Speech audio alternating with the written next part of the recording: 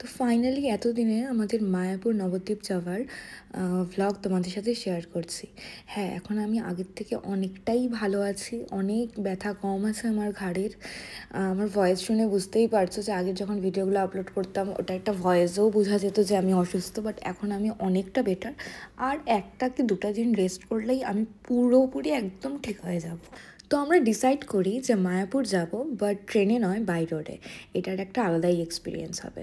তো এখানে হচ্ছে দেখলেই যে আমার ফুলকাকি অ্যান্ড দিয়া, আমরা 5 জন, আকাশ, আমি, লাড্ডু রাই। অবভিয়াসলি লাড্ডু রাইকে ধরে নিয়ে 7 জন, আমরা 7 জন রওনা দিয়েছি।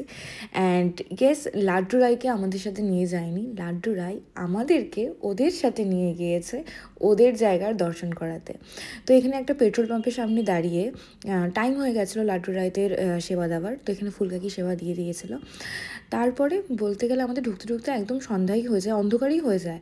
তো আমরা মায়াপুর কিন্তু ঢুকে গিয়েছি মোটামুটি ওই 8-9 ঘন্টা জার্নি করে। ঢুকেই সবার প্রথমে আমরা একটু খাওয়া দাওয়া করি, তারপর এই যে হোটেল খুঁজতে হয়েছিল। অ্যাকচুয়ালি আমাদের রুম খুব খুঁজতে হয়েছিল, একেই কার্তিক মাস ছিল, এত ভিড় ছিল। তার মধ্যে আমাদের আগের থেকে কোনো রকম বুকিং যেহেতু করা ছিল না, তো ফির অনেকক্ষণ ধরে সময় গিয়েছে হোটেল খুঁজতে।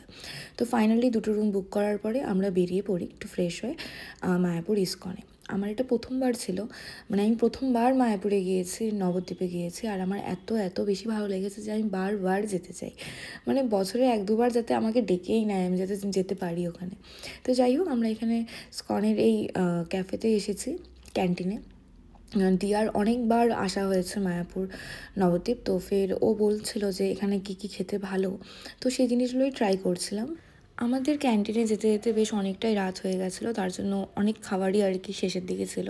তো আমরা ট্রাই করেছি পনির চাউমিন, পনির রোল, আর আকাশ আরও কিছু নিয়েছিল। যাই হোক, তার মধ্যে পনির চাউমিন অ্যান্ড পনির রোলটা তো আমার দারুণ, মানে দারুণ লেগেছে। আমি 2 দিন, হ্যাঁ 2-3 দিন যে কদিন ছিলাম ডেলি খেয়েছি।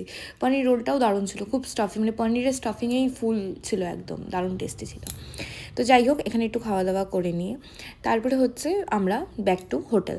তো হ্যাঁ, এখানে একটা জিনিস কি, আমরা পুরো মায়াপুর আর নবদ্বীপ যে ঘুরেছি পুরোটাই আমরা খালি পায়ে ঘুরেছি। তীর্থস্থানে গেলে এই খালি পায়ে ঘোরার মজাটাই আলাদা। মানে জুতো না পরতে পরতে এমন অবস্থা যে আমি এক দোকানে শপিং করতে গিয়ে, সেদিন হচ্ছে জুতো পরে গিয়েছিলাম, সেখানে জুতো ছেড়ে খালি পায়ে বেরিয়ে চলে এসেছি হোটেল অবধি। পরে আমার খেয়াল আসছে, আরে আমার তো জুতোই নেই। যাই হোক, আজকের মতন ব্লগ এখানেই শেষ করছি, দেখা হবে নতুন ভিডিওতে।